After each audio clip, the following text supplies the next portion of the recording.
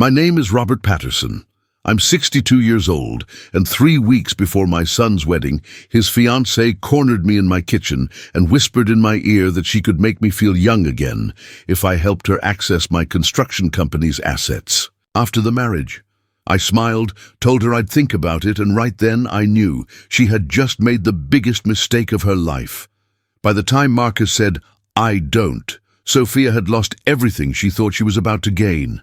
Let me take you back to where this all started. But before we continue, please like the video, subscribe to the channel, and tell me in the comments where you're watching from.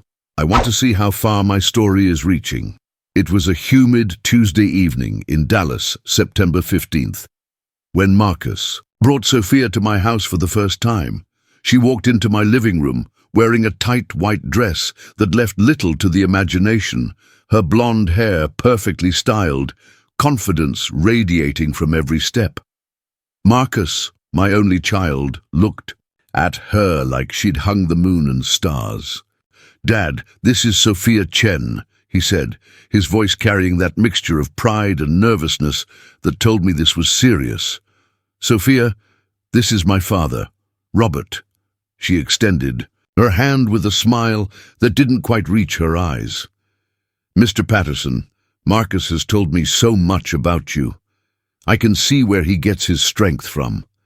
I'd been in construction for 40 years. I knew how to read people, how to spot the ones who smiled while calculating how much they could extract from a project."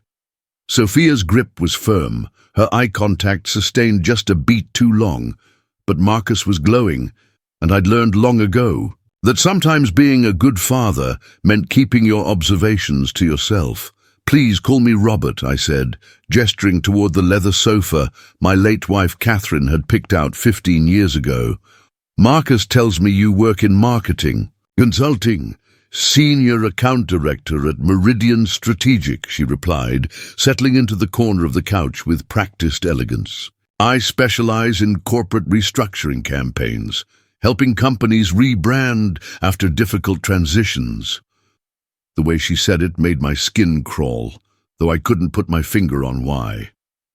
Marcus launched into an explanation of how they'd met at a networking event, how Sophia had immediately impressed him with her intelligence and ambition.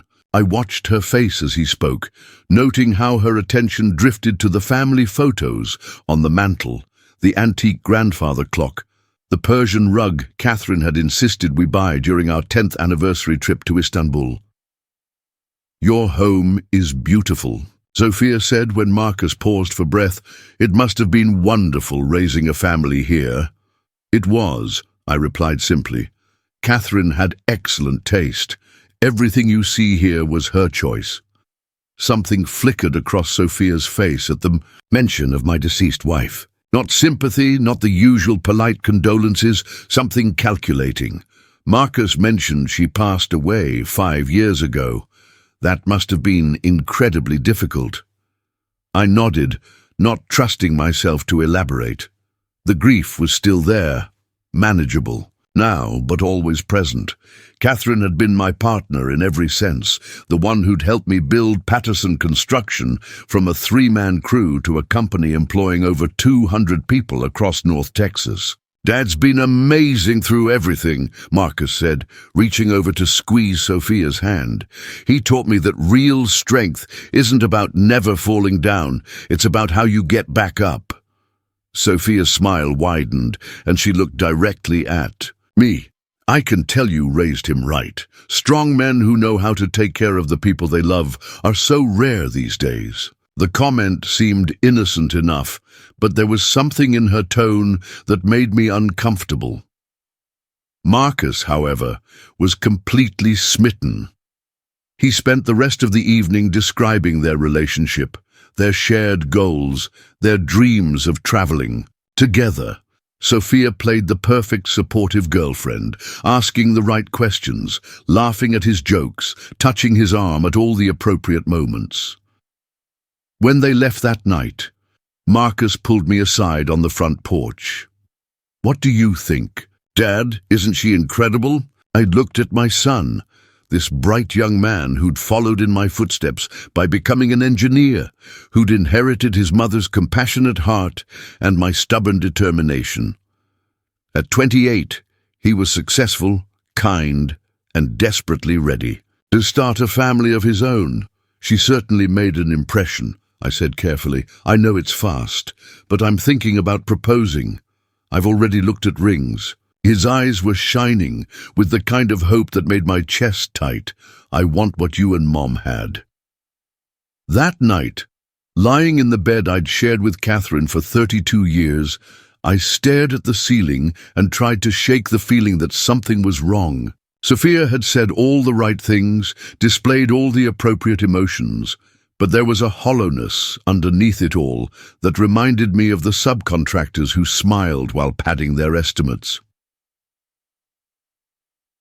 3 weeks later, Marcus called to tell me he'd proposed.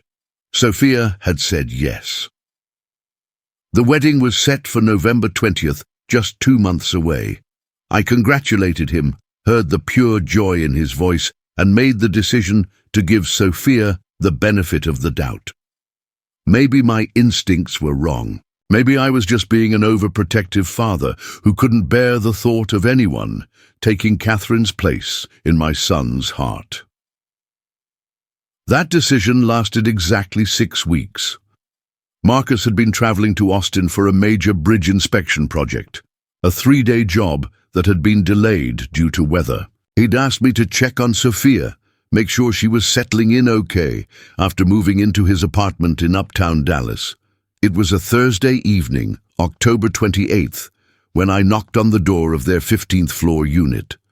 Sophia answered, wearing a silk robe that barely covered her thighs, her hair loose around her shoulders. Behind her, I could see candles lit throughout the living room, a bottle of expensive wine open on the kitchen counter.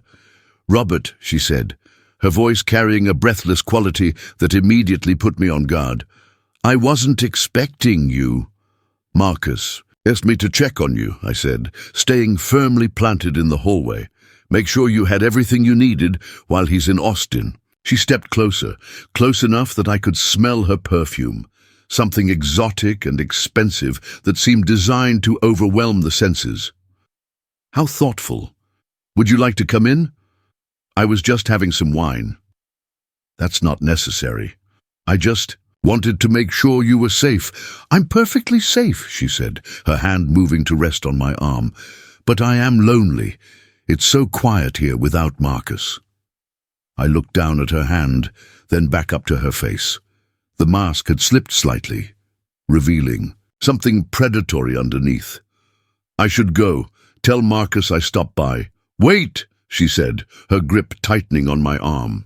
"Don't you want to know what I really think about you?" Against my better judgment, I found myself curious. "What do you mean?" Sophia smiled, and this time it reached her eyes.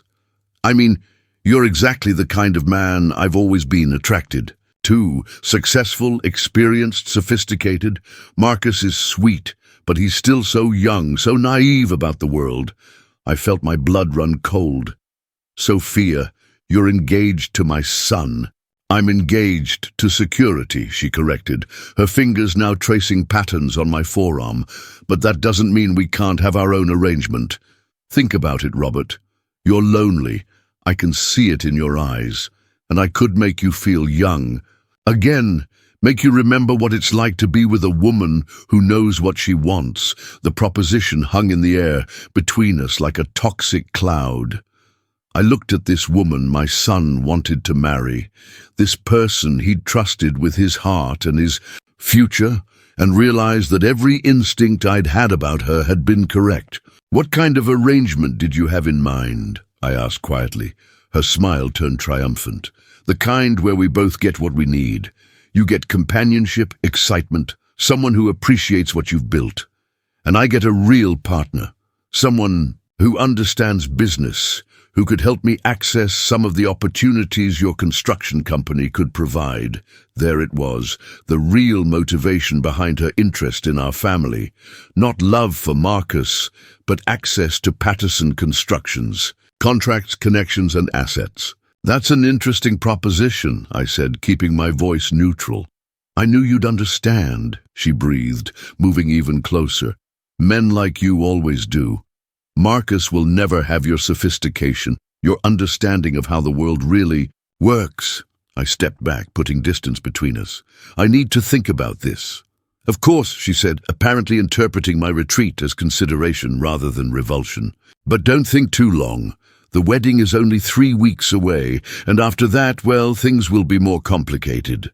As I walked back to my truck, my hands were shaking with rage, not just at Sophia's betrayal of my son, but at my own failure to protect him from someone so calculating, so coldly manipulative. Marcus trusted her completely, was planning to build a life with her, and she was already plotting to use our family's success for her own gain. That night, I made 2 decisions that would change everything. First, I would not tell Marcus what had happened. Not yet. He was so in love, so excited about his future, that a direct accusation would likely drive him away from me and closer to her. Second, I would find out exactly who Sophia Chen really was. I started my investigation the next morning. Friday, October 29th. At 62, I might have been retired from day-to-day construction work, but I still maintained connections throughout Dallas business community. My first call was to James Morrison, a private investigator I'd used occasionally, for background checks on potential business partners. "Bobby," James said when he answered, using the nickname only my oldest friends were allowed. "What can I do for you?" "I need a complete background check on someone. Name is Sophia Chen, 26 years old, works as a senior account director at Meridian Strategic. Personal or professional?" I hesitated for a moment, then decided on honesty. "My son's fiancée. Something doesn't feel right."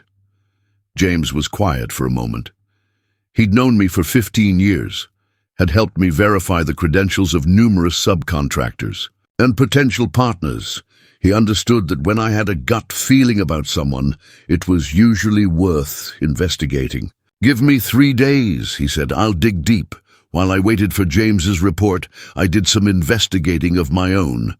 I called Patricia Hendricks, who ran the largest marketing firm in Dallas and knew everyone in the industry. "Sophia Chen," she repeated when I asked. "Meridian Strategic, yes, I know her. Ambitious girl, very aggressive in her business practices." "What do you mean by aggressive?" Patricia was quiet for a moment, then spoke carefully. "Robert, is this for a business reason or a personal one?" "Personal. She's engaged to Marcus." "Oh, honey." The sympathy in her voice told me everything I needed to know. "Have you met any of her previous boyfriends?" "Previous boyfriends? Sophia has a pattern. She targets successful older men, usually men going through difficult transitions. Divorces, deaths in the family, business struggles. She specializes in making herself indispensable during vulnerable moments." My stomach dropped. "How many men are we talking about?" "That I know of personally." 3. Richard Hawthorne lost his wife 2 years ago, started dating Sophia 6 months later. She convinced him to add her name to several business accounts before he caught her transferring funds to her personal investments. David Kim went through a messy divorce last year. Sophia was there to comfort him. Turned out she was feeding information about his assets to his ex-wife's attorney in exchange for a percentage of the settlement. Jesus, what happened to these men? Richard managed to remove her from his accounts before she could do serious damage, but it cost him nearly $50,000 in legal fees and fraudulent transfers. David lost an additional $200,000 in his divorce because of the information she provided. Both men are too embarrassed to pursue criminal charges. I felt sick thinking about Marcus, about how completely he trusted Sophia, how vulnerable he would be once they were married and she had legal access to his assets. "Patricia, I need a favor. Can you find out if there were any others? Any other? When she's targeted, I'll make some calls. Robert, please be careful. If Sophia realizes you're investigating her, she might accelerate whatever timeline she's working on. That evening, I sat in my study surrounded by financial documents, trying to understand exactly what Sophia would have access to once she married. Marcus, my son, was financially secure, earning a good salary as a civil engineer and having inherited a modest trust fund from his mother. But he was also the sole heir to Patterson Construction, worth approximately $4.2 million in assets, contracts, and property. More importantly, Marcus had been involved in the business since college, handling much of our digital infrastructure and client relationship management. He had access to sensitive information about our contracts, our clients' financial situations, and our bidding strategies. Information that, in the wrong hands, could be worth hundreds of thousands of dollars to our competitors. James called me Saturday evening with his preliminary findings, and what he told me confirmed my worst fears. Bobby, this woman is bad news. I found 2 additional men she's been involved with in the past 18 months, both in Houston. Same pattern every time. She identifies successful men going through personal difficulties, positions herself as a supportive partner, then systematically extracts financial benefit. How much money are we talking about? Conservative estimate, she's pulled over $400,000 from various men over the past 3 years. She's smart about it, never takes enough to trigger serious criminal investigations, but enough to significantly impact her target's financial stability. What about her job at Meridian Strategic? That's where it gets interesting. I spoke to a contact there. Sophia's employment is legitimate, but she's currently under internal review for potential conflicts of interest.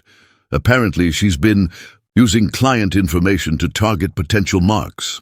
Her supervisor is building a case to terminate her, but they're being careful about documentation. I set down the phone and walked to the window overlooking my backyard, where Catherine's rose garden still bloomed despite my amateur care.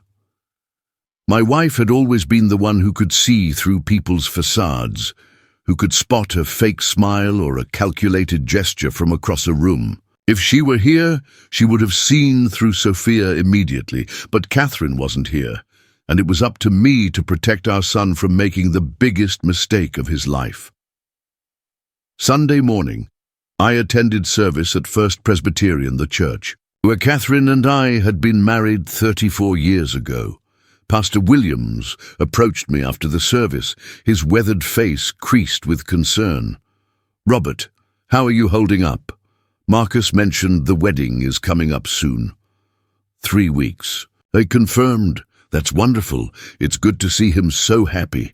Have you had a chance to get to know his fiancée?" I looked at this man who'd officiated at Catherine's funeral, who'd helped me through the darkest period of my life. "Pastor, can I ask you something in confidence?" "Of course." "If you suspected someone was going to hurt your family, but you couldn't prove it yet, what would you do?" Pastor Williams studied my face carefully. "Robert, what's going on?" I told him everything: Sophia's proposition, the investigation results, my fears about Marcus's safety. Pastor Williams listened without interruption, his expression growing more troubled with each detail. "This is a serious situation," he said when I finished. "But you're right to be cautious about how you handle it. Marcus is an adult, and if you approach this wrong, you could drive him away and into her arms permanently. What do you suggest? Pray for wisdom. And remember that sometimes protecting the people we love requires patience and strategy, not immediate action." That afternoon, I made a decision that would set everything in motion. Instead of confronting Sophia or trying to convince Marcus of her true nature, I would give her exactly what she thought she wanted. I would let her believe she was succeeding in her seduction while secretly documenting every lie, every manipulation, every revelation of her true intentions. I called her cell phone at 4:30 in the afternoon. "Robert," she answered, her voice carrying a note of surprise and anticipation. "I wasn't expecting to hear from you so soon. I've been thinking about what you said Thursday night. And I think we should talk, but not at Marcus's apartment. Too risky. There was a pause, then she said, I agree. Where did you have in mind? My office. Monday evening, 7 o'clock. Patterson Construction Headquarters, downtown. I'll be there, she said, and I could hear the triumph in her voice. After I hung up, I walked to my desk and opened the drawer where I kept the small digital recorder I'd used for business meetings since Catherine's death. My memory wasn't what it used to be, and the recorder helped me keep track of important details during negotiations. Tomorrow night, it would help me document exactly what kind of person my son was planning to marry. Monday. Evening arrived grey and drizzly, typical November weather in Dallas. I sat in my office on the third floor of the Patterson Construction Building, watching the city lights blur through rain-streaked windows. At exactly 7 o'clock, the security guard called up to announce Sophia's arrival. She entered my office, wearing a black dress that hugged every curve, her hair pulled back in a sophisticated updo that emphasized her neck and shoulders. She looked around the space, taking in the awards on the walls, the photos of completed projects, the mahogany desk that had been my father's before he passed the business to me. Impressive, she said, settling into the leather chair across from my desk. I can see why Marcus is so proud of the family legacy. I activated the recorder in my desk drawer, the tiny red light invisible unless you knew where to look. It's taken 3 generations to build Patterson Construction into what it is today, and it could be so much more, she said, crossing her legs and leaning forward slightly. With the right partnerships, the right strategic thinking. What kind of partnerships did you have in mind? Sophia smiled, and this time the predatory gleam in her eyes was unmistakable, the kind that benefit everyone involved. You get companionship, intellectual stimulation, someone who understands the complexities of running a business. I get access to opportunities that someone in my position rarely encounters. Opportunities like what? Your client list, for starters. Patterson Construction works with some of the largest developers in Texas. Those relationships could be incredibly valuable to someone with my marketing expertise. I kept my voice neutral, encouraging. How so? Think about it, Robert. You know, when these developers are planning new projects, when they're looking for additional services, when they're vulnerable to competitive pressure. That information, properly leveraged, could be worth millions. She was outlining a plan to use insider information for corporate espionage, potentially violating dozens of confidentiality agreements and business ethics standards. I made sure to speak clearly for the recorder. You're talking about using confidential client information for your own business advantage. I'm talking about maximizing the value of relationships, she corrected smoothly. Marcus will have access to all of this information once you bring him more fully into the business. As his wife, I'd naturally be privy to those conversations. And Marcus, how does he fit into this arrangement? Sophia's mask slipped completely, revealing something cold and calculating underneath. Marcus is sweet, but he's not sophisticated enough to understand the opportunities we're discussing. He thinks love and good intentions are enough to build a successful life. We both know better. We do? Of course. You didn't build Patterson Construction by being nice to people, Robert. You built it by being smart, by recognizing opportunities and taking them. I recognize the same quality in you. I leaned back in my chair, studying her face. What makes you think I'm interested in betraying my son's trust? Because you're a man, she said simply. A successful, powerful man who's been alone for 5 years. You have needs that Marcus could never understand, desires that a woman my age can fulfill. And because you're smart enough to recognize that this arrangement benefits everyone. Everyone except Marcus. Sophia shrugged, a gesture so casual, it took my breath away. Marcus will be fine. He'll have a beautiful wife, a stable home, a successful business to inherit. He just won't know about our additional relationship. Our additional relationship. Exactly. You get everything you've been missing since your wife died, and I get access to the kind of opportunities that someone in my position rarely encounters. Marcus gets to live his fairy tale, never knowing that the adults in his life are handling the more complex realities. I was quiet for a long moment, letting her words hang in the air while the recorder captured every syllable. Finally, I spoke. This is a lot to consider. I understand, but Robert, I need you to understand something too. I'm going to marry Marcus in 3 weeks, regardless of what you decide. The only question is whether you and I are going to be partners, or whether I'm going to have to find other ways to access the opportunities I need. Other ways? Marcus trusts me completely. He shares everything with me, tells me about his work, about the business, about his plans for the future. If you're not interested in a mutually beneficial arrangement, I'll simply extract what I need. Through him, the threat was clear. Either I cooperated with her scheme, or she would manipulate Marcus to get what she wanted anyway. How long have you been planning this? Sophia laughed, a sound like ice cracking. Since the moment Marcus told me about his family's business. Do you think I fell in love with a construction worker's son by accident? I researched him for weeks before our first date, learned everything about Patterson Construction, about your client list, about your financial situation. You targeted him. I identified an opportunity, she corrected. Marcus is attractive, successful, and naive enough to believe in true love. Perfect for my purposes. And if he finds out, he won't. Men like Marcus don't want to see the reality of situations like this. They want to believe in romance, in destiny, in the idea that love conquers all.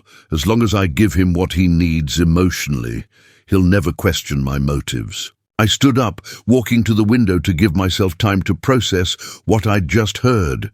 Sophia had essentially confessed to fraud, manipulation, and emotional abuse. She'd outlined a plan to exploit confidential business information and had threatened to manipulate my son if I didn't cooperate with her scheme. I need time to think about this, I said finally. Of course, but don't take too long. The wedding is in 17 days, and after that, our opportunities become more limited. After she left, I sat in my office for another hour, listening to the recording over and over again. Sophia's voice, cold and calculating, describing my son as naive, outlining her plans to exploit our family's business, threatening to manipulate him if I didn't cooperate. But I also knew that simply playing the recording for Marcus might not be enough. He was so in love, so committed to the idea of building a life with her, that he might dismiss it as a misunderstanding or convince himself that she hadn't meant what she said. I needed more evidence. I needed to document a pattern of behavior. That would be impossible for Marcus to rationalize away. The next morning, I called James Morrison again. I need you to dig deeper into Sophia Chen's background.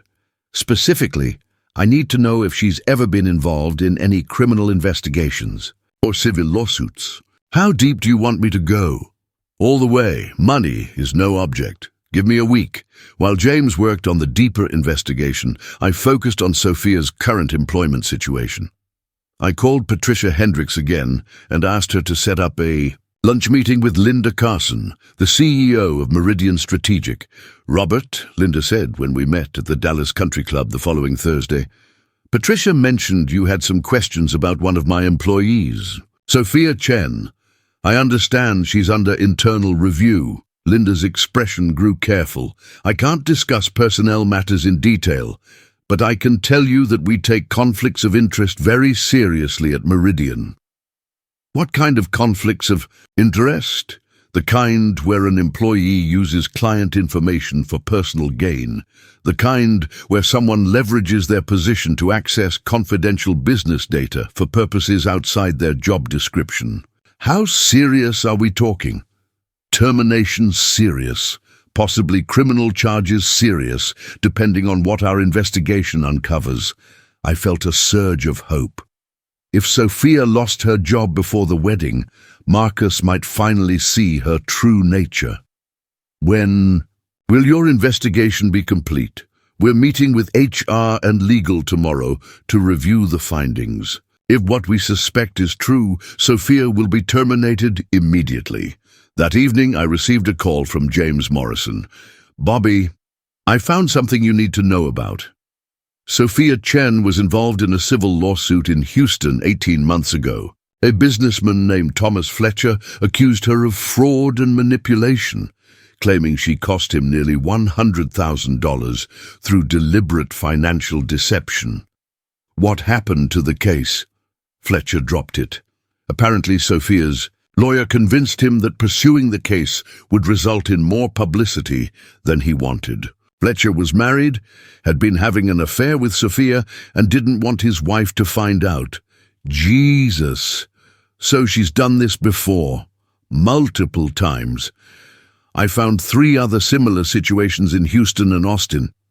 In each case, the men involved decided not to pursue criminal charges because they were embarrassed about being manipulated or afraid of damaging their reputations. What about police reports? Any criminal history? Nothing official, but I did find something interesting. Sophia's real name isn't Sophia Chen, it's Sarah Kowalski. She changed her name legally 2 years ago, right after the Thomas Fletcher situation. I felt the pieces clicking into place.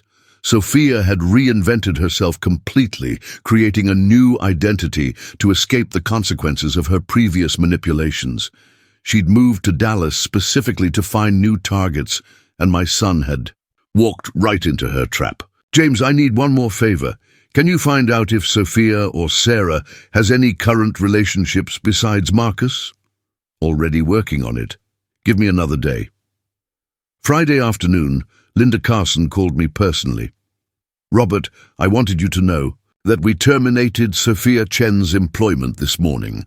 Our investigation confirmed that she was using client information for personal purposes, specifically targeting potential romantic partners based on their financial profiles gathered through our database. What kind of information was she accessing? Financial records, business relationships, personal details about our clients' family situations and vulnerabilities. She was essentially using Meridian Strategic as a hunting ground for potential marks. Will you be pursuing criminal charges? We're considering it. The amount of confidential information she accessed could constitute corporate espionage under Texas law. That evening, James called with his final piece of information. Bobby, you're not going to like this. Sophia is currently maintaining a sexual relationship with her former supervisor at Meridian Strategic, a man named David Rodriguez. They've been meeting regularly at the Omni Hotel downtown, usually on Thursday evenings when Marcus thinks she's working late. I felt a mixture of relief and disgust. Relief that I now had undeniable proof of Sophia's deception, and disgust at the depth of her betrayal of my son. How long has this been going on? At least 6 months, possibly longer. Rodriguez is married, with 2 young children. He's been paying for the hotel rooms and apparently giving Sophia inside information about potential clients. Is this connected to why she lost her job? Probably.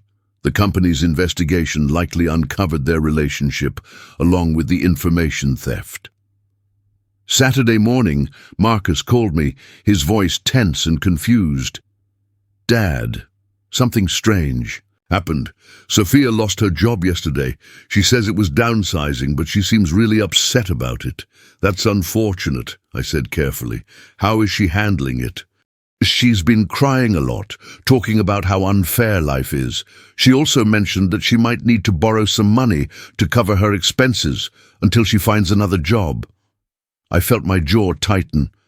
Even unemployed and exposed, Sophia was still trying to extract money from our family. What did you tell her? I said I'd help however I could. Dad, I'm thinking about giving her access to my savings account, just temporarily, so she doesn't have to worry about money during this difficult time. My heart nearly stopped. If Marcus gave Sophia access to his accounts, she could disappear, with everything he'd saved before he realized what was happening. Son, that's a big decision. Maybe you should wait a few days, see how things develop. I don't want her to stress about money on top of everything else. She's been so supportive. Of me, it's the least I can do. That afternoon, I made another recording device purchase. This one a small camera that could be hidden in my office bookshelf. If Sophia was going to continue meeting with me, I wanted video evidence of her manipulations. Sunday evening, I called. Sophia's cell phone. "Robert," she answered, her voice strained. "I wasn't sure if you'd heard about your job." "Yes, Marcus mentioned it." "I'm sorry. It was completely unfair. They accused me of things I never did. Corporate politics, you know how it is." "I understand. These things happen in business. The timing couldn't be worse, with the wedding so close. I don't know how I'm going to manage financially. Maybe we should meet again, discuss how we can help each other through this difficult time." The hope in her voice was immediate and desperate. "Yes, I'd like that." "When?" "Tomorrow evening, 7 o'clock. Same place. I'll be there." Monday night, Sophia arrived at my office, looking less polished than before. Her dress was still expensive, but her makeup couldn't quite hide the stress lines around her eyes. She settled into the chair across from my desk with less confidence than she'd shown the previous week. "Robert, I have to be honest with you. Losing my job has put me in a difficult position. I activated both the audio recorder and the hidden camera. How can I help? I need this arrangement between us to move forward more quickly than we originally discussed. I need financial support now, not after the wedding." "What kind of support?" $20,000 to start, just to cover my expenses until I find another position.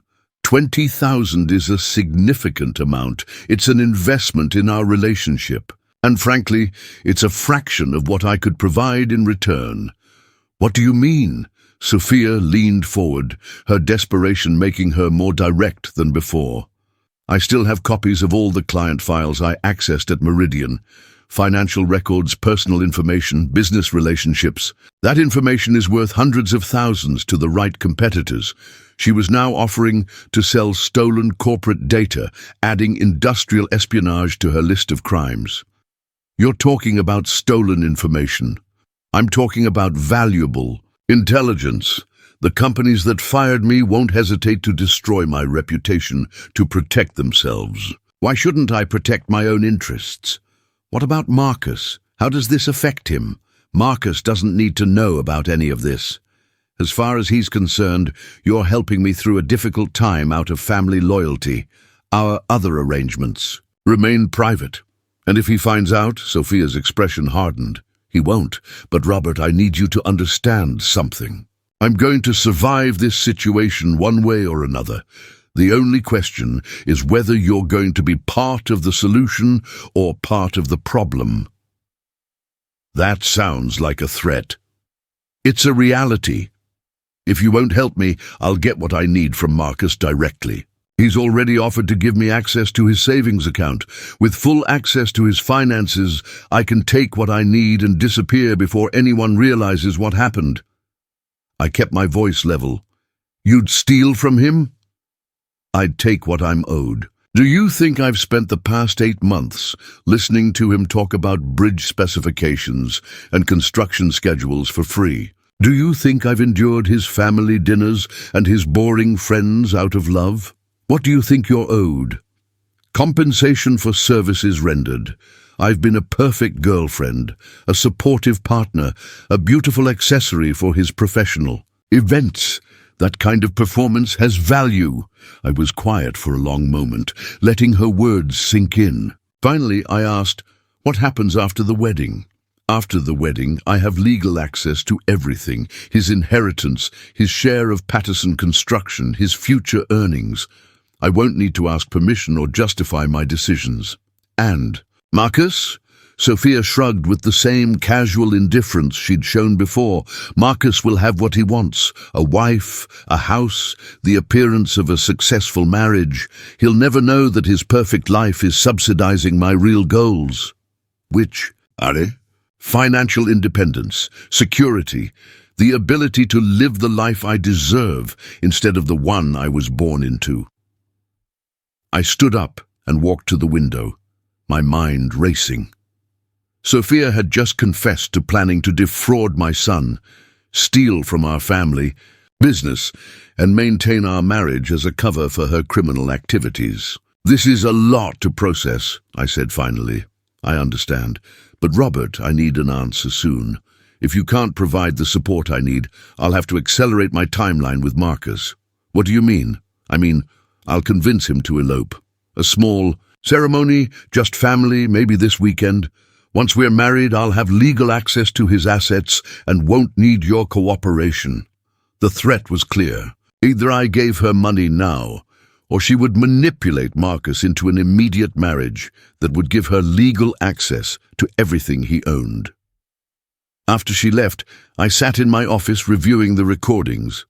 I had hours of audio and video evidence of Sophia admitting to fraud, theft, manipulation, and corporate espionage. But I also knew that simply presenting this evidence to Marcus might not be enough. His emotional investment in the relationship was so strong that he might rationalize away her confessions or convince himself that she hadn't meant what she said. I needed to let Marcus discover the truth for himself, in a way that would be impossible to deny or explain away. Tuesday morning, I called Marcus at his office. "Dad, how are you?" "I'm fine, son. Listen, I've been thinking about Sophia's job situation. Maybe there's something I can do to help." "Really? That would be amazing. She's been so stressed. Why don't you both come over for dinner Thursday night? We can discuss some possibilities." "Are you sure?" "I know Sophia can be a little intense sometimes. She's going to be part of the family soon. It's time I made more of an effort." Thursday evening, Marcus and Sophia arrived at my house at 7 o'clock. Marcus looked more relaxed than he had in weeks, clearly relieved that his father and fiancé were getting along better. Sophia, however, seemed nervous, probably wondering if I'd made a decision about her demands. I served them dinner in the dining room Catherine had loved so much, using her good china and the silverware we'd received as wedding gifts 34 years ago. The conversation was pleasant, focused on wedding plans and Marcus's work projects. After dinner, I suggested we move to the living room for coffee. As we settled into the comfortable furniture, I turned to Sophia. "I've been thinking about our conversation Monday night." Marcus looked confused. "What conversation?" "Sophia and I met to discuss some business opportunities," I said smoothly. "Ways I might be able to help with her job situation." "Dad, that's incredible. Sophia, why didn't you tell me?" Sophia shot me a warning look. "I didn't want to get your hopes up until we knew if anything would come of it." I walked to my desk and pulled out a manila envelope. "Actually, I think there's a lot that could come of it." I handed the envelope to Marcus. "I think you should see this." Marcus opened the envelope and pulled out several sheets of paper. His expression changed as he began reading, confusion giving way to shock, then to something approaching horror. "What is this?" "Transcripts of recordings I made during my meetings with Sophia. I suggest you read them carefully." Sophia stood up quickly, her face pale. "Marcus, this is completely out of context. Your father is trying to manipulate you." Marcus continued reading, his face growing whiter with each page. The transcripts included every conversation we'd had, every confession, every threat. Sophia's voice describing him as naive, her admission of targeting him for his family's money, her plans to use their marriage to access Patterson Construction's confidential information. "Is this real?" Marcus asked, his voice barely above a whisper. I pulled out the digital recorder and played the final conversation, Sophia's voice filling the room as she described Marcus's compensation owed to her for services rendered. Marcus set down the papers, his hands shaking. He looked at Sophia, This woman he'd planned to marry in 10 days, as if seeing her for the first time. You targeted me. Marcus, please let me explain. You researched my family before we ever met. That's not you. You called me naive. You said love wasn't enough to build a successful life. Sophia's composure finally cracked completely. Marcus, you have to understand, this isn't how I really feel. I was just trying to get your father to help me because I was desperate. You were planning to steal from me. I would never steal from you. I love you. Marcus stood up, the transcript scattered on the coffee table between them. Which name do you love me under? Sophia Chen or Sarah Kowalski? Sophia went completely still. How did you? My father hired an investigator. We know about Houston, about the men you defrauded there, about David Rodriguez. At the mention of Rodriguez's name, Sophia's last pretense of innocence disappeared. She looked at me with pure hatred. You bastard! You've been planning this from the beginning. No, I said quietly. I've been protecting my son from the beginning. Marcus picked up his keys from the table. We're done, Sophia. The wedding is cancelled. I want you out of my apartment by tomorrow. Marcus, please, if you'll just listen. I never want to see you again. After Marcus left, Sophia turned to me, her beautiful face twisted with rage. You think you've won. You've just destroyed your son's chance at happiness. I've saved him from a woman who was planning to rob him blind. He'll never trust anyone again. He'll never risk his heart again. You've turned him into a bitter old man just like yourself. I looked at this person who had tried to destroy my family, who had seen my son's love as a weakness to exploit. Sophia, or Sarah, or whatever you're calling yourself next week, get out of my house. If you contact Marcus again, if you try to approach him or any member of my family, I'll turn these recordings over to the police and the FBI. You can't prove anything. Corporate espionage is a federal crime. Fraud is a federal crime. I have hours of recordings of you confessing to both. She gathered her purse and headed for the door, pausing at the threshold. This isn't over. Yes, it is. The next morning, Marcus called to tell me that Sophia had cleaned out his apartment, taking several expensive items that belonged to him, including his laptop computer and his grandmother's jewelry. I advised him to file a police report, which he did. 3 days later, Linda Carson from Meridian Strategic called to inform me that they had decided to pursue criminal charges against Sophia for corporate espionage and theft of confidential information. The recordings I'd made would be part of their evidence. A week after that, James Morrison informed me that Sophia had left Dallas entirely, apparently moving to Denver under yet another assumed name. The wedding date came and went quietly. Marcus took a week off work and spent most of it at my house, working through the emotional aftermath of discovering that the woman he'd loved had never existed. We talked about trust, about intuition, about the difference between love and manipulation. Dad, he said one evening as we sat on the back porch watching the sunset, how did you know? Experience. And your mother taught me to trust my instincts about people. I feel like such an idiot. You fell in love with someone who turned out to be playing a role. That doesn't make you an idiot, it makes you human. Will I ever be able to trust someone again? I looked at my son, this good man who'd inherited his mother's compassionate heart, and felt a surge of protective love.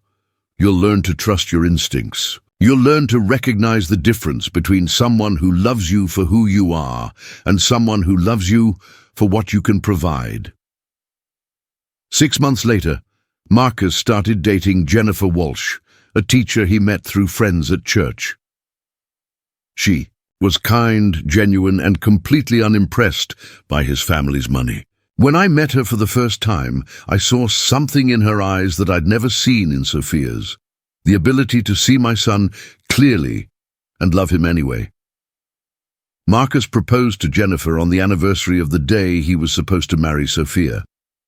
This time, when he called to tell me about the engagement, I heard joy in his voice instead of desperation.